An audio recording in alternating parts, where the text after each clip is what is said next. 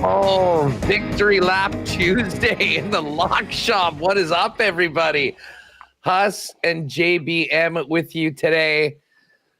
And listen, the vibes are high coming out of a wild Monday in the Lock Shop.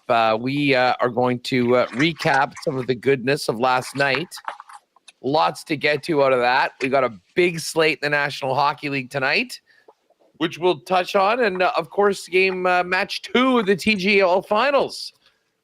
Loved that game last night. I mean, I think there's a lot of people that maybe hadn't seen TGL yet that watched it for the first time yesterday. And that was a great time to watch it. I mean, the two best teams playing in a match that went right down to the final hole. It was a hell of a lot of fun. Listen, first things first, shout out to the Big Uke. He's first in the chat today, and I don't blame him. We talked all about the ties yesterday. He put them both in and added the Canucks and Blue Jackets on the money line, I think, for a 59-1 bet builder. So Big Uke, nice work. And welcome to Jake Boland-Moss. Jake, we did it. Our second attempt. The first time we were so damn close. And what did we say yesterday? We said we were going to keep on chipping away at this because we knew 3-point season is here, and it was time to drop a double draw on the people, and it hit at 19-1. But not without one of the more excruciating sweats I've ever experienced in my long, illustrious career of betting on sports and betting on hockey. Yeah, I think it's safe to say it's officially 3-point season. And you said during yesterday's show, you're like, let's just hit one of these this week and we're going to be up. Well, we hit the Monday one. So now we're just playing with house money the rest of the week. So, yeah, big time win for the old 3-point bet. I'm sure we can probably hunt down a couple more tonight and try to keep things rolling. But, yeah, pretty crazy finish. You're texting. I'm like, I'm not watching the Islanders game. You are. So we're kind of going back and forth in the group chat. I'm checking the score app. It's saying end third, 3-3. I'm thinking we're okay because I'm watching the Vancouver game, which comes down to the final minute. And Quinn Hughes puts a puck on net and, a scramble out front. Vancouver finds a way to tie it up. That one was in the bag. And all of a sudden you're texting me like, no, there's 9 seconds left. And the Islanders just scored. They're reviewing it right now. And I'm like, oh, my gosh. So I'm like trying to hunt down the clip to see what happened. I think there's a lot of controversy online about whether that was a good goal or not. Great call. The situation room. I'm not mad about it, but yeah, pretty tight one. Right down to the final 10 seconds in the Islanders game, the final minute in the Vancouver game. But nonetheless, we get it done 19-1, and it looks like a handful of the lock shoppers and the nasties were on it last night, so I'm sure they'll be fired up for a big week. Like, frankly, this is going to be a huge week, Huss. We didn't really get into it yesterday, but Thursday the madness starts back up. We got 4 Sweet 16 games Thursday night, 4 Sweet 16 games Friday night. But we also have MLB opening day starting Thursday at 1 o'clock. So we're going to get some afternoon baseball on Thursday. The Blue Jays play at 3 o'clock Eastern, 1 o'clock Edmonton time, 2 o'clock Winnipeg. So, yeah, it's pretty exciting. Like, we got a lot going on. And then, like, the minute we finish up, the crazy thing is the minute we finish up with the basketball, it's the Masters. Like, we're just every single weekend we're going to have something to look forward to. So I'm fired up, and, yeah, a lot to get to today. April is always one of, for my money, the top 1 or 2 sports months of the year. There's an argument that it's the best because we do have the Masters. the Stanley Cup playoffs beginning. And I mean, the first round of the playoffs is, for my money, the best. It is, you got 16 of the best teams. You got amazing first round matchups. And everyone's in a good mood because we're finally getting out of winter. We're going to get all that. What's up, Jen? Let's start planning the next poker tournament, please. Jen, I got good news that we're behind the scenes working on a date. I think tentatively, don't quote me on this, we will confirm it, but I think we're going to go Sunday, April 6th. Just waiting for Dusty to get back and figure that out. So we'll make that happen. Ryan Yuha, that plus 1900 was fire. Yes. I see McGurbick in here. McGurbick, EST needs its own show during this time. No offense to the WSD team. Well, listen, we are doing some heavy lifting while Dusty's away. I'm pretty sure Dusty's a big part of the EST team. And anyways, no offense to you, but sit this one out. We just dropped a 19-1 winner in people's lap yesterday. So I think everyone is pretty content with what the lock shop has been up to lately. And I'm hearing it. Who is it that fired this out right off the bat? Ball hockey videos. Jets cooked. Dallas Stars will pass the Jets most likely. Well, let's back off that a little bit. I mean, they're still up by 6. They're still up by 6. Dallas has a game in hand. Jets have a big one tonight, though. Top 2 teams in the NHL playing, Winnipeg and Washington. We'll touch on that. And then, obviously, for people that want more on that, they can join us on WST afterwards. But, yeah, there are some nerves around here. I mean, listen, they've had this great season all along, and Dallas is a hell of a hockey team. They don't lose, or they haven't been losing lately. And they are eating into the lead. The Jets and Stars do play in April. In Dallas, which will be a big game potentially. But you just got to take care of your own business right now. And after not taking care of business on Sunday against Buffalo, which I think maybe did spook some people, although I think that was just one of those games, kind of like what the Oilers had against Buffalo earlier this year. That game where UPL just stood on his head. Well, it was James Reimer that did it to Winnipeg. But we'll get to that. We'll get into the hockey. But let's just keep the vibes high right now. We had a huge Monday. We're coming into a big night of hockey. We're going to search for a couple more draws in regulation, and we'll hopefully put together a partner parlay. Partner parlay got bit by the Detroit Red Wings going into Utah. And listen, we weren't really watching this game as much as the others. I was locked in on the TGL. That was the play of the day yesterday and was part of the partner parlay. Jake's plus 110 Columbus upset came through right around the same time that Atlanta beat New York in the TGL, which meant that we were down to the Detroit-Utah game. And what was absolutely insane, and this was Pat's pick, so he was sort of on top of this one, at the end of the second period, it was 2-1 Detroit. Detroit had 5 shots on goal. I mean, the game ended 5-1, and I'm just looking here. There was 13 shots on goal in the game, or I guess on Vejmelka, so 14 total. Vejmelka let 4 in and made 9 saves. And listen, as much as that was a death knell to the partner parlay, which would have made for an absolutely all-time night if we hit that one too. A big-time death knell for, well, maybe not death knell, but a little more dirt on the Utah Hockey Club right now because you see Calgary doing what they're doing lately, Vancouver getting the win, St. Louis is sort of trying to distance themselves from everybody else.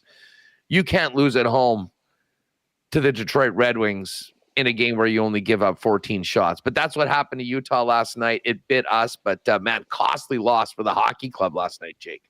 Yeah, it feels like a bit of a Arizona Coyotes loss, doesn't it, Huss? Like, right when you're in the mix, you know, you're right there. You get a home game against a Detroit team that doesn't get a lot of shots on you, and you lose, you know, pretty handily 5-1 when it's all said and done. I see Uke in the chat. He said, Utah needed both teams to score 2 to cash a 7-1 last night. Uke, I think you'll be all right, buddy, because you did tweet at us yesterday telling us not only did you hit the double draw, but you also jumped on the 2 underdogs that I like, Canucks and Blue Jackets, for like, what did he say, 59-1, Huss? That tweet that he sent us yesterday? Yeah, 59-1. Canucks, Blue Jackets both to win. Both games to go to overtime. 59-1. So congrats to Uke. I'm sure the bankroll is juicy for a big week coming up here. All right. I see a Duck Dad. This is the can't miss show in the EST lineup, in my humble opinion. This is where I get my financial advice exclusively. Well, I don't know about that, Duck Dad. Hey, we get some great advice from you as well. That's what makes this show so much fun. So many of the regulars pop it in. None more happy than you, Chaz, last night with that with that banger last night. As far as the playoffs go, yeah, I mean, Cowboys right. I mean, the Jets, it's about winning the West and winning the Central right now. They will, I mean, they could have clinched a playoff spot on Sunday. They can do the same thing tonight with just a point. But it'll happen either way. And hey, as we all know, get in the playoffs, throw out the records, and see what happens. But I think anyone that's following the Jets would far rather play the second wildcard team than Dallas or Colorado in the first round. And listen, who doesn't want to see Dallas and Colorado beat the hell out of each other for 2 weeks in the first round of the playoffs? Sign me up for that. Jake, do you want to just get into the hockey right now and move from there? Or do we want to hit on a few of the other things? Maybe go into the baseball futures till the bottom of the hour, and then kind of focus on hockey for the last. Yeah, we finished with hockey yesterday, so why don't we roll the same? Let's get into some baseball here. We can talk about the start of the season. You know, technically the season, like the MLB does not do their scheduling right. Every one of these leagues that's not the NFL needs to get better scheduling. I don't know what it is, and I didn't expect to go into a rant right now, but it's frustrating. Like, how do we come off a huge March Madness weekend?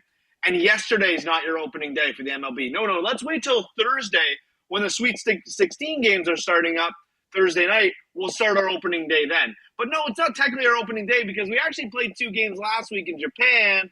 And, you know, those 2 games counted as regular season wins for the Dodgers. And it's just like, what are we doing here, guys? The NHL does it too. One night, there's 2 – last week, one night, 1 game. Next night, 17 games. I know it's not that many games, but 12 games. Next night, 2 games. It's like we can space it out a little better. The NBA actually does a decent job of it where, if they had 9 games last night, they're still going to have 6 or 7 tonight. And you just keep it going back and forth. There should never be a night where we're sitting on 1 NHL game or 2 NHL games. Or you should be loading up an MLB slate or even Wednesday. How about imagine opening day was tomorrow, Huss. We had opening day tomorrow and then Sweet 16 on Thursday, Sweet 16 on Friday, Elite 8 Saturday, Elite 8 Sunday, and now we're rolling into all this stuff. I don't know. It just doesn't make a lot of sense. I mean, some people don't like them starting it in March. Normally Major League Baseball opening day was always at the start of April. I'm sort of with you. I mean, I don't know if the Venn diagram between March Madness people and people fired up for opening day of the baseball season is there's very much overlap, but listen, there could be some ways they do it well, but listen, there's 162 games. When it starts, we all pay attention. Great. That's good. Teams that suck get their fans engaged for 2 weeks until they're 3-11. And then we just look to see if the Dodgers are going to win 140 games this year or whatever it is. I am looking forward, though, too, to getting the Dodgers back in and continuing to bet the run line on every Dodgers game this season. 2-0 so far this year from the games over in Japan. Just on the NHL this week, we got 10 games tonight.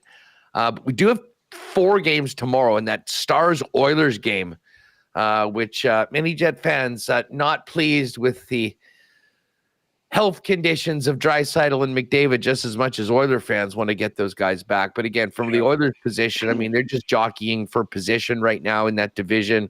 Although I think they'd love to win it and play a wild card team and have home ice and not play LA for the 4th straight year. Kind of looks like that's the way things are going with Vegas on top of the league. But 4 games tomorrow, and then we get back to another big Thursday slate with another 9-10 games. So the Friday will be a little bit more. Last week there was the 1 Friday game. This week there are 6 games. Yeah. So we'll be able to put our partner parlay together for pretty much all week long when it comes to this. But yeah, Jake, let's take a couple minutes to talk some baseball because the majors start on Thursday, as you mentioned. And now is the time to get in on the futures for MLB. And we've got it all up. You got the winners. You got World Series, pennant, MVP, Cy Young, team to make the playoffs, team wins, league leaders. I do want to get into the totals on the over-unders for team wins for the season in a second. But to absolutely nobody's surprise, the Dodgers are the favorite to win the World Series, Jake. And when you think about the size of this league, the fact that they're sub 3-1 just speaks to what a gap there seemingly is between what the Dodgers have put together, the rich getting richer, and everybody else. Dodgers plus 270 for the World Series. The Yankees, who I think are really overvalued, especially like losing Soto, Garrett Cole being out there, 8-1. The Braves are at 9-1. You got the Phillies and the Mets at 10. Baltimore at 14. Houston and San Diego at 1750, and then 20-1 on the Red Sox and 25-1 on the Texas Rangers. But if not the Dodgers, who? And are there any other World Series winning bets that you would consider making right now based on what the numbers are, knowing that the Dodgers will be the final boss at the end of it all? Yeah, logically, you'd probably go AL, right? I mean, you think about last year, it was the Yankees. They had a lead in, I can't remember if it was Game 5 or Game 6, whenever they end up losing it. Choked that away. But you look at the top of that board, Huss, like 4 of the top 5 teams, all in the National League. The Dodgers, the Braves, the Phillies, and the Mets. I do like the Mets. I mean, they had that magical run last year that came up short. But they did pick up Juan Soto. Like, once he gets going, he was a big piece of that Yankees team that went to the World Series. It's just like, do you want to hang your hat on an NL team when you know how stacked the Dodgers are? So in that case, you look at the Yankees, 8-1, Baltimore 14-1, Houston 1750, the Red Sox 20-1. I don't know. Baltimore, been a team that's been around for a little while here, making the playoffs, a young core. They did lose Santander, who's on the Blue Jays now, but he was a bit of an older guy. So, they've had a good pipeline. Is this the year where those younger guys kind of take the next step and the younger guys kind of fill in and they have another nice season? Maybe they win the AL East. They might put themselves in a good position, but I don't know. That means they'd have to beat out the Yankees. It's tough. Astros have, they have the experience, but I think I saw like Altuve's in the outfield now. And, it's not the Astros of 5 years ago or the Astros of 8 years ago. Like, a lot of those guys have moved on, and it's a different rotation of players. I don't know. It'll be interesting. I think if you're going to take a shot on somebody that's not named the Dodgers, I would take the route of the AL. It feels a lot more open if you look at the odds. Would you go all the way down to the Mariners at 30-1? Well, let's look at the AL odds overall. Okay. Let's just focus in on the AL. Here are your odds for to win the American League. Yankees at 320, Orioles plus 550, the Astros plus 750, Red Sox and Rangers 10-1, Mariners 11-1, Twins plus 1250, Tigers plus 1250, Cleveland 15-1, Royals 15-1. Notice we still haven't got to the Jays. Tampa Bay plus 1,600, and the Jays, wow, 28-1. This is wild, and this is such an indictment. I don't want to get you all pissed off before we even start the season, but when you think about the talent that the Jays have and have had, the fact that they are only more likely than the Angels, the A's, and the Chicago White Sox to win the American League is actually sort of crazy. Hey, maybe this is the year when everyone has written the Jays off that they actually catch on fire and make a big move this year. I mean, I don't know if I can do that, but I will say, when you look at those other teams ahead of them, 28-1, I think, is a pretty fair number and maybe somewhat enticing for Jays fans that want to have a little bit of hope coming into this year. Yeah, I mean, I'm sure you could take a sprinkle on them, but I'm not making any promises with this Blue Jays club. They are the Grapefruit League champions. I don't know if you know, Huss. Raise the banner. Raise did the win banner. Spring Training Grapefruit League championship, so they do have some championship DNA, if you will. But yeah, you know what, Huss? It's funny. Like, I was thinking about your Royals, and then I look at their division, and like outside of the White Sox, like that division's tough. The Twins, Yep. the Tigers, the Guardians, and the Royals all play in the same division. They stack up 4 straight in the AL. They're plus 1250 for the Twins and Tigers, 15-1 for the Guardians and Royals. So it's like, maybe there's some value with the Royals, but can they hold off some of those other teams? Are they going to be a wild card team? Like, I think that Astros division's a little bit more open. The Rangers are a World Series winning team from a few years ago. Like, what can they do? I do feel the AL is wide open. I know the Yankees are atop there at plus 320, but they did lose Soto. I just think I wouldn't take the short number with the Yanks. I think I'd move anywhere down the board and really just pick your poison. Dive in a little bit, see who's picking up new guys. Like the Red Sox are an interesting one, and they haven't been too great over the past couple of years. No. But all of a sudden, they're right there fourth in terms of winning the AL at 10-1, tied with the Texas Rangers. Like, could they have a nice season and challenge the Yankees for the AL East and their Orioles? It's just these divisions in the AL are tough. Well, they are. And I mean, I'm going to roll those out just in case you're wondering about the division favorites. The Dodgers are minus 370 to win the NL West. The Braves are the favorite in the NL East at plus 130. Philly and the Mets are 2-1. The AL East, Yankees plus 170, Orioles plus 250, Red Sox plus 270, Tampa plus 950, and the Jays 14-1. NL Central is the Cubs at plus 110, Brewers plus 250, Cincy 5-1, Pittsburgh and the Cards. Not used to seeing St. Louis so far down. That team was so consistent for so long.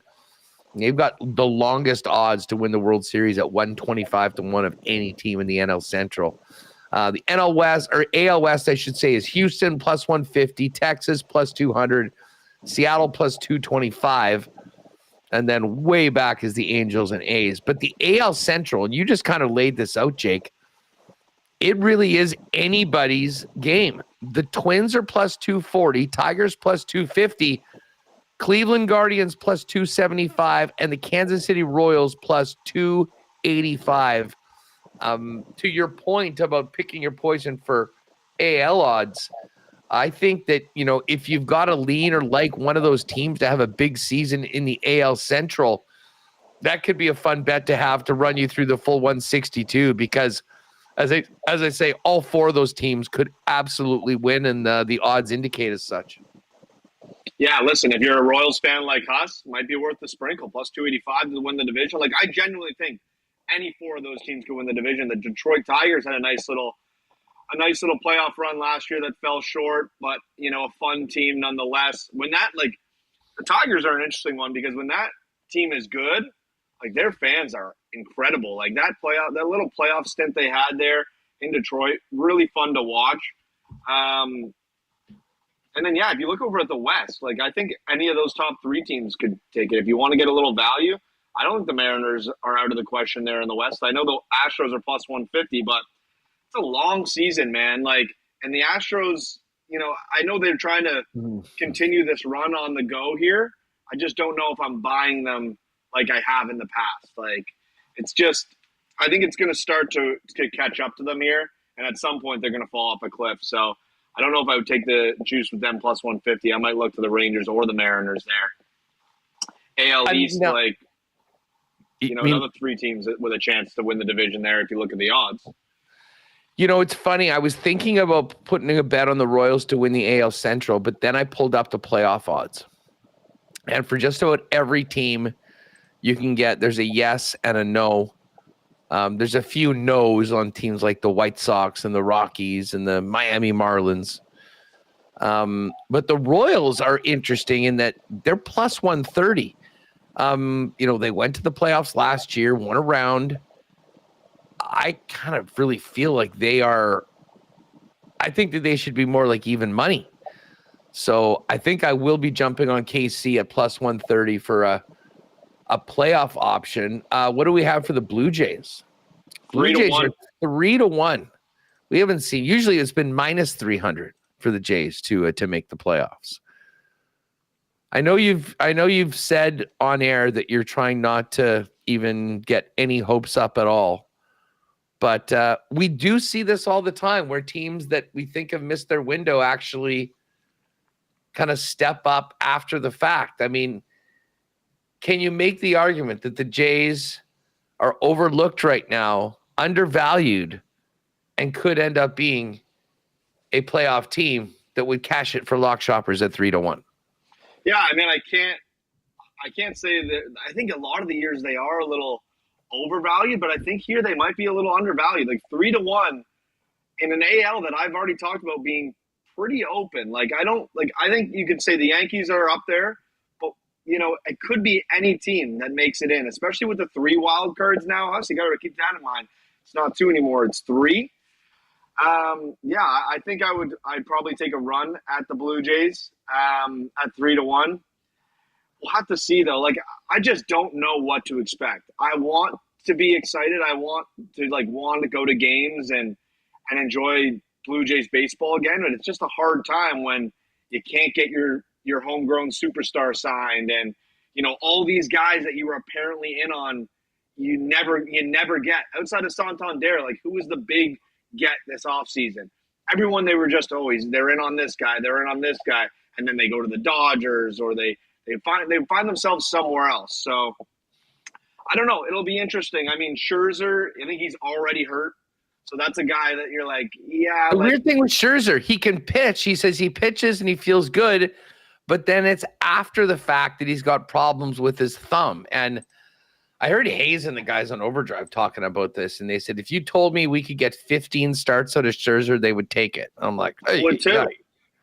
That's where I'm at. Start. We don't I did, and whatever. It's a year or whatever he signed for, but it's great to have a guy like Scherzer. Probably would have preferred to have him 5 years ago. Like, when did the Rangers have him? He's on the back end. He's on very much the back end of his career. So it's not like someone you should be expecting to be a horse for you and pitch a ton of games. What's the rotation going to look like? The rotation's been pretty solid. You think about, it's going to be Barrios, Gosman. I think Bowden Francis probably works his way into the rotation. Can Alek Manoah have a comeback and find his way back into the rotation? Chris Bassett, he's been a pretty steady guy for them. So, I don't doubt the rotation. Is this team going to be able to score runs? That's been the problem in the last however many years. Is Santander going to bring some juice to this lineup? If he's batting cleanup, is he going to be able to clear some bases, which they've struggled to do? They just signed Alejandro Kirk to an extension. Why haven't they signed Vladdy yet? What's the holdup? All the reports that come out about the Vladdy contract are insane. They're like $50 million apart. And that's $50 million, not year to year. That's $50 million over a 15-year span. Just pay the guy his money. What are you waiting for?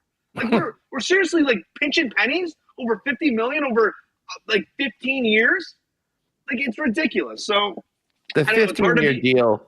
I wonder if you signed him to say a 14-year deal or whatever, how many of those years are good years? Maybe 4 or 5.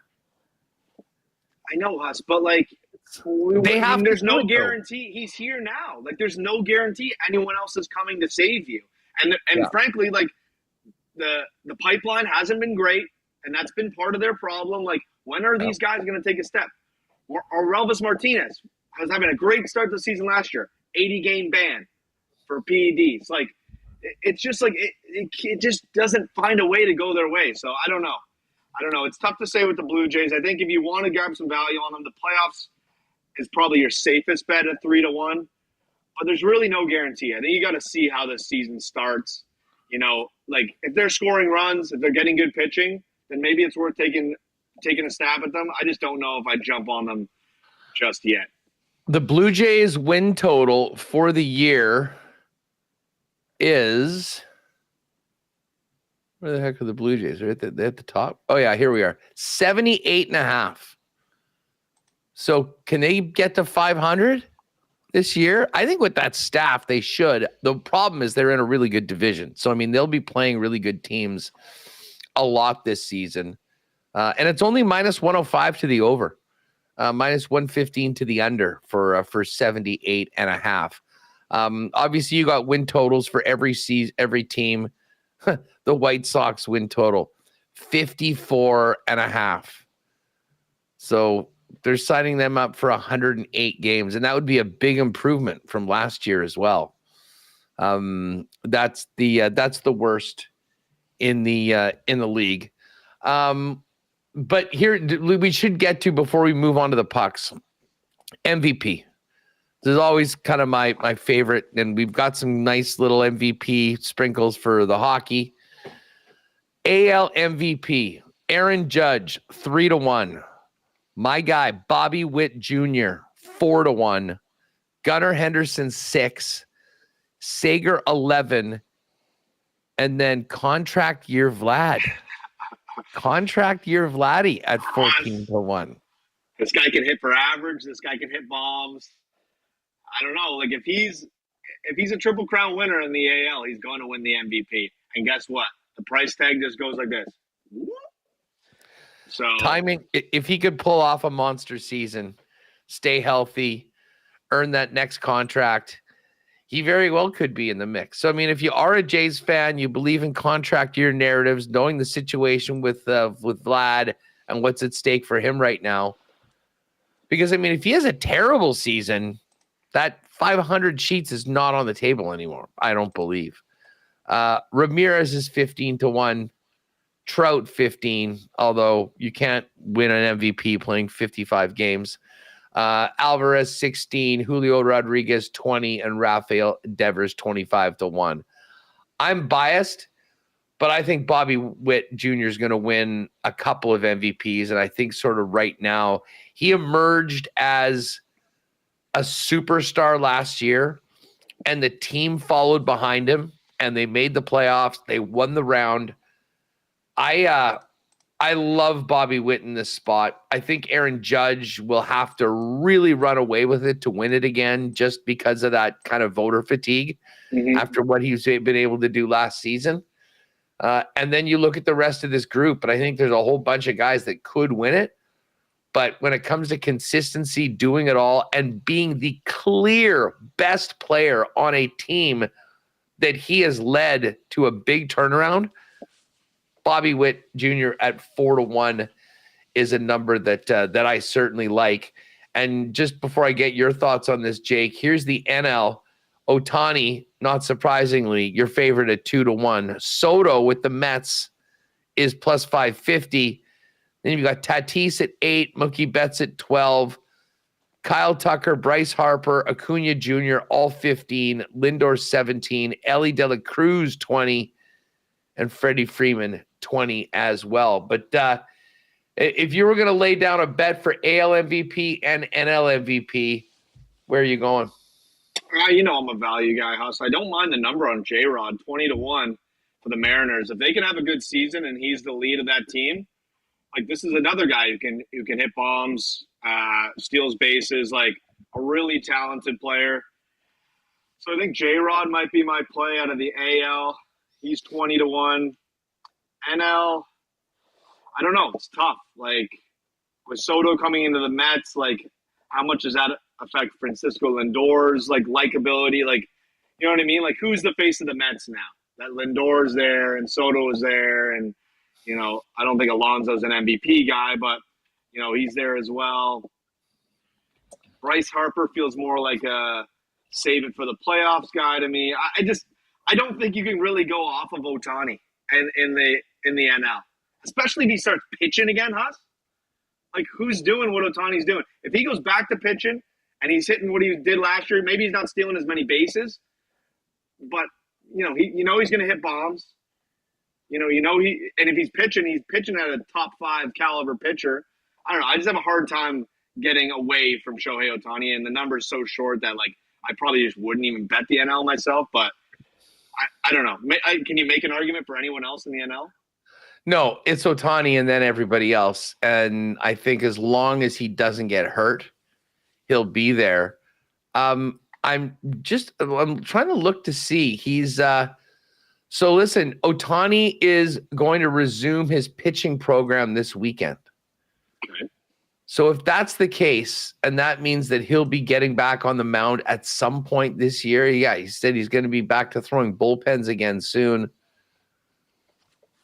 He can win it on his own like he did last year just with his bat. The minute you add the pitching into it, it makes him that much more likely to win it, which is why I think at 2-1 right now, I don't think you're going to see a better number all year. That's what I was thinking. Because we know what he's doing. So yeah, a little Bobby Witt Jr. for me, and Ohtani I think is the note. And yes, for Cowboy, they just made the announcement that he's going to be resuming his pitching program. So we do expect to see him pitching at some point a little bit later on today, or a little bit later on this season right now. So again, we'll see what Patty's thoughts are tomorrow on the MLB futures. I don't want to hold us too long on MLB. One last thing I want to say, because I won't be on tomorrow's show. When you're looking at Cy Young, skip those top two guys, work your way down the list. The last, let's see, 1, 2, 3, 4, 5, 6, 7, 8, 9. 9 of the last 10 Cy Youngs out of the AL were all 10-1 or longer. And I think 8 out of the last 10 in the NL were 10-1 or longer. So, it doesn't necessarily end up being the top guy. Garrett Cole won it 2 years ago at plus 650. A year ago it was Skubal 10-1. Year before that, Verlander 16-1. Sandy Alcantara won one at 16-1 3 years ago. Blake Snell 35-1. Chris Sale last year 33-1. So when you look at Cy Young, I know you'll probably get into those ones tomorrow.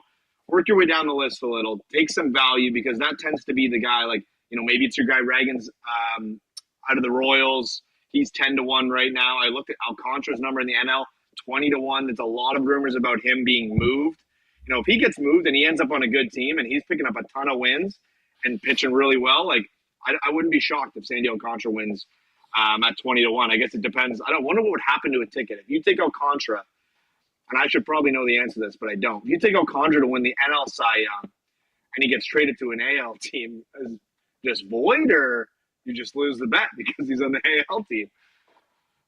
Oh, I never ever thought about that. That's, what? I was looking him up, and it seemed to be some rumors around, he might get traded early in the season because the Marlins are going to be bad. And if you can get a stud pitcher like Alcantara, you will. So we'll see.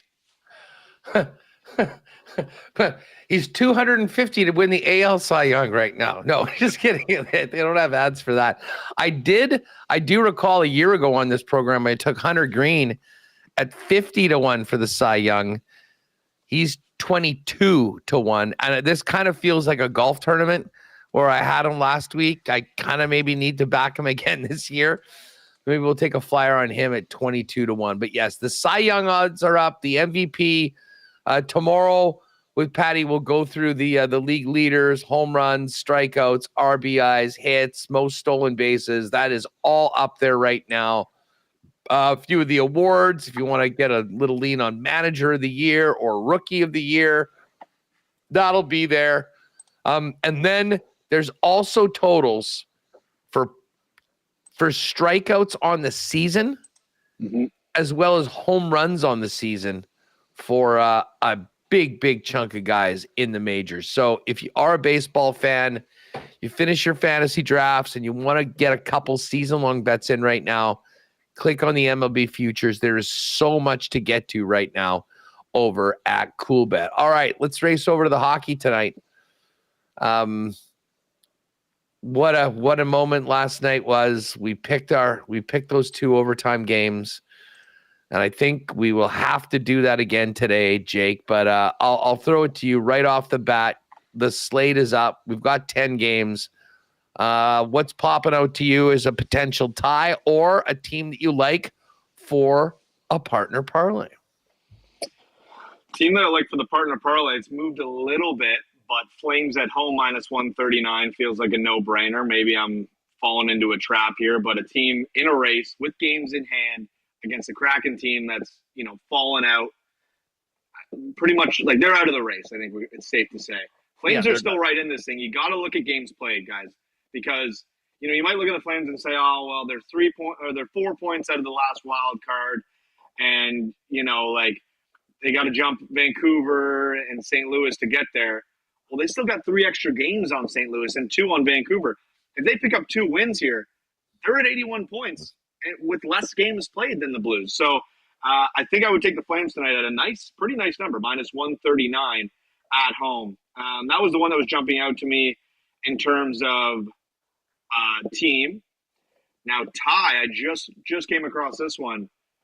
Montreal St. Louis feels like a big time. That's number one on the list. That's got to be number one on the list, right?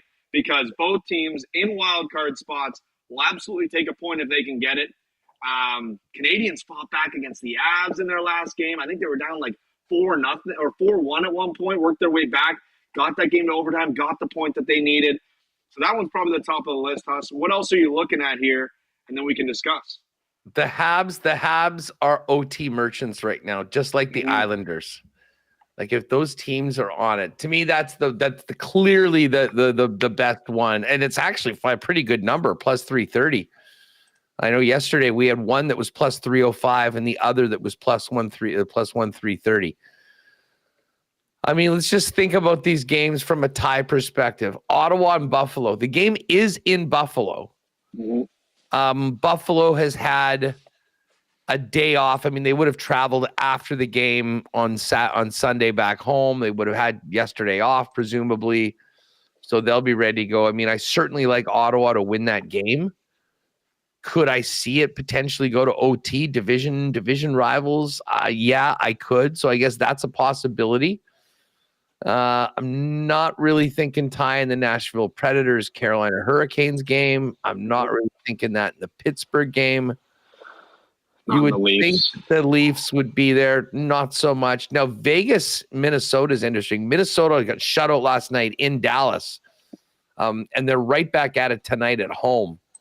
Sort of a tough spot for them. And they're not great at home, right? They're more of a road team anyways. Like I know they lost to Dallas last night, but haven't they been a bigger road team most of the season? All season long. I mean, when I look at these other games, I mean, you got Rangers, Kings. Certainly am not liking Detroit, despite their incredible shooting percentage last night. And we mentioned the Kraken and the Flames. Kraken and the Flames, actually, I could have some time for a potential overtime game. Like the thing is with Calgary is they just don't score very much. And they have been going to overtime in their last few games. I mean, that's how they've actually won. Certainly, I guess if we're just looking at odds, if we want to base it on that, that's the shortest odds game. But the other one is the one here in Winnipeg between the Caps and Jets, the top 2 teams in the league. We're getting some Caps and Jets in the chat as well. So, I mean, okay. I know you might be hesitant, but there are other people. Cowboy said Jets Caps should play each other tight. He thinks that it could be a draw. Uke also said Jets Caps was my thought as well. So, two good teams. The Jets will definitely want to get this one. I mean, much like the teams that are chasing a wild card spot for Winnipeg, it's just about getting the points to stay on top of the Central right now. So yeah, why don't we do that? I'm with that. I mean, we'll probably put some WST together for the team to win. But as Jake showed last night, you can double dip. You can win your draw bet and win your money line bet at the same point. Or in Uke's case, you quadruple dip and you win both your money lines and both your draws, and you have 59 to 1. So nuts. So yeah, so we go St. Louis, Montreal, and Washington, Winnipeg, both 60-minute draws. It comes to 1706. So we're probably 18 to 1 by the time Ev Dog gives us a nice little boost. Just like last night, Huss, they're running simultaneously. They're both coming down to the last bit. That would be real fun. Both starting at 8 o'clock Eastern, 7 o'clock Winnipeg. Do we want to put something together for like a partner parlay? I mean, I did say I like the Flames. We're not going to add that to the draw parlay anyways. I did see Uke in the chat saying all 5 Canadian teams to win tonight is around 14 to 1. So I might throw that in the combos. We'll get it up over like 50, and that'll be a go Canada. But what else did you like in terms of a partner parlay for tonight? I'm just looking at those now. I mean, I guess the one thing you need Montreal to beat St. Louis, which will be tough. But a team that very much needs wins. It's not like, it's not like they're in a position where wins don't matter to Montreal. Like, they matter to both teams. That's why we have them going to OT. But no, it's a great point. So anyway, so you got the draws for Ev, Habs, Blues, Caps, Jets. We like Calgary minus 139. What about the Ottawa Senators at minus 154 in Buffalo? Yeah, I liked it. I liked it when you laid it out. Another team that's, in that wild card spot, doesn't want to lose any ground on anybody, especially against the Buffalo team that is now dead last in the East, probably close to the bottom of the NHL. So I don't mind that at all with the Sens. No, I don't know if they're going to find their way into the Atlantic top three, but they got to hold off the Islanders, the Habs for that matter, the Rangers. Columbus picks up 2 points last night. Like, that race in the East is unbelievable. So, I mean, there's a bunch of sort of bigger numbers on a few of these favorites. I mean, Leafs, Lightning, Hurricanes. The Vegas numbers minus 183. I don't mind them, but it doesn't. What about the Kings at home to the Rangers? Like, listen, I've watched these last couple Ranger games. They've had no business even being in them. Now, I assume that they'll be better. But we've talked about how good the Kings have been at home all year. They're playing for home ice over Edmonton, and they're only minus 164. I mean, if we put LA with Calgary and Ottawa, it comes to plus 357. And then just a thought, I know we usually keep it at 3 games, but if we've got those 3 games and we want a bit better of a number, we can put the Avalanche on it at minus 303, home to Detroit, who just played last night. Mm-hmm. And it gets it to plus 507. So with the boost, it'll be closer to 6-1 if we want to put in. Like, I'm not really worried about Colorado at all. I mean, to me, I think that just sort of boosts up the other 3 games. And if we win it, we get a better number. I don't know where you're at on that. Like, if we take Colorado out, we're looking at plus 357, so we probably get it boosted over 4-1, and I'm sort of fine with that. We don't need the extra juice. Like, we have the big juicy one with the double draw anyways. I think we're fine to just roll 3 favorites on the money line: Kings, Flames, Sens. I like all 3 of those. I mean, I looked at the Kings record; they're 25, 3-4 at home, which means they're 25-7 at home. Like, they don't lose games at home. So, the Rangers, as much as they're in this race, they've probably been one of the most, disappointing teams in that Eastern wildcard race. I think their last 10, they're 3-5-2. So really 5-5, kind of just staying, treading water. So I'm with you there. I think we just go with the 3, Huss. I like the Avs too. They've been rolling, but I'd hate for a minus 303 to, for whatever, be the reason, we didn't get the parlay, and we're going to get juice with the boost anyways in the combo cards. One of the great lock shop comments I've seen in a long time, and this is the trials and tribulations. Duck Dad. Well, Zimbabwe just put a dagger in an 11-legged plus 1,400 parlay he cooked up last night. I never learn, never invest in African Federation soccer. Oh. Couple That's of why they call him the DJ and Den. You know about how you want to do it. Kate Elk said Caps, Knights, Flames almost 6-1. Elk says the Caps are going to spank the Jets. I don't know why you would say that. Jets haven't been spanked very much this year. They've been very good at home. Should be a good game tonight. I mean, unless you think that the Jets were completely just running on Gabriel Velarde all year. He has been good. He's had kind of a rough last couple weeks, and he's out for the next little while. So they got Alex Iafallo moving up on that one. But we're gonna roll with the tie for the Jets. The Jets game against Capitals. We're gonna put that in with the Montreal St. Louis for our 3-point season play, and then the partner parlay is going to be the Sens, the Flames, and the LA Kings. One more thing to touch on just before we go. TGL final last night was awesome. That has been such a hit. I don't know, like before this year, Jake, not only was I just not a fan of Billy Ho, but I think I actively disliked him. I'm also Billy Ho, like not a big fan, but he's gotten a really big boost. I've done a 180 on Billy Ho. Billy Ho is now, I'm a Billy Ho guy now after watching the TGL. He's had so much fun. He's brought so much energy to it. He did the full Tiger at the Masters fist pump last night when he sunk that putt for the 2-pointer when they dropped the hammer.